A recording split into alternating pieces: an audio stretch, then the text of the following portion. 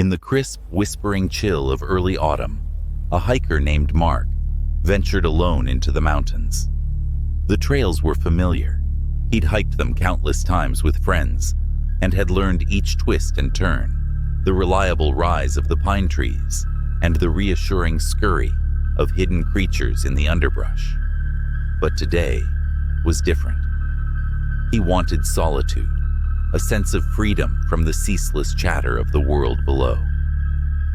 The mountain was empty this morning, cast in deep fog that hung like cobwebs, transforming the landscape into a hazy, ghostly world. The trail markers, normally bright, faded into the mist like specters, and an unnatural silence seemed to thicken the air.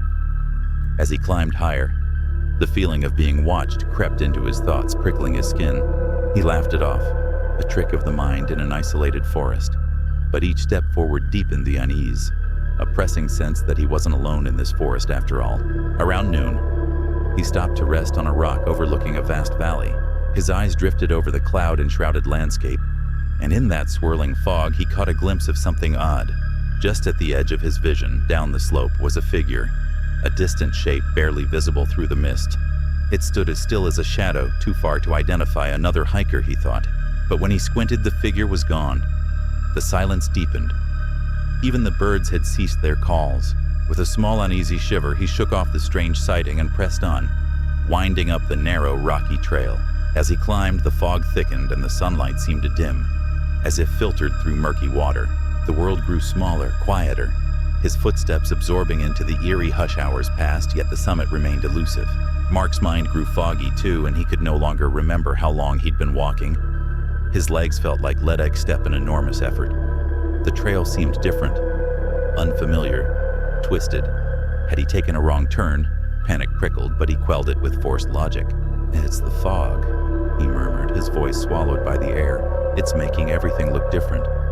He tried retracing his steps, but the paths tangled and split, winding into new shapes as though rearranged by unseen hands. Around each bend, he found himself deeper in a forest that felt darker, thicker, far from the trails he had known. He checked his watch. It had stopped, frozen at 2:45 p.m. Then he saw it again.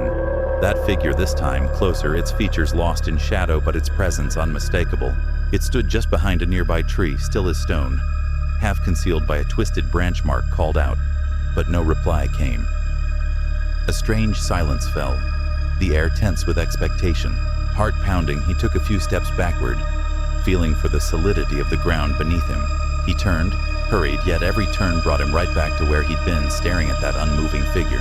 It was as if the forest was folding around him, tightening, trapping him within an invisible web. As the sun dipped lower, he grew desperate, scrambling through the underbrush. Branches tore at his clothes and his breath came in shallow gasps, but escape eluded him. And then, without warning, he stumbled into a clearing, a wide open space with the darkening sky above, and a circle of ancient stones surrounding a single object, a weathered mirror. The mirror, tall and framed in rotting wood, stood unnaturally upright, its glass surface cracked and dark. The forest seemed to pull him toward it, an irresistible force guiding his trembling steps. He leaned in, staring at his reflection, or what he thought was his reflection. In the dimming light, his own face stared back, but there was something subtly wrong. His eyes appeared distant, hollowed, his skin as pale as the fog. And there, behind him in the glass, was that shadowy figure growing clearer by the second. His breath hitched as the figure stepped forward. He felt a hand on his shoulder, a light, cold touch that seeped through his bones. Spinning around, he found no one.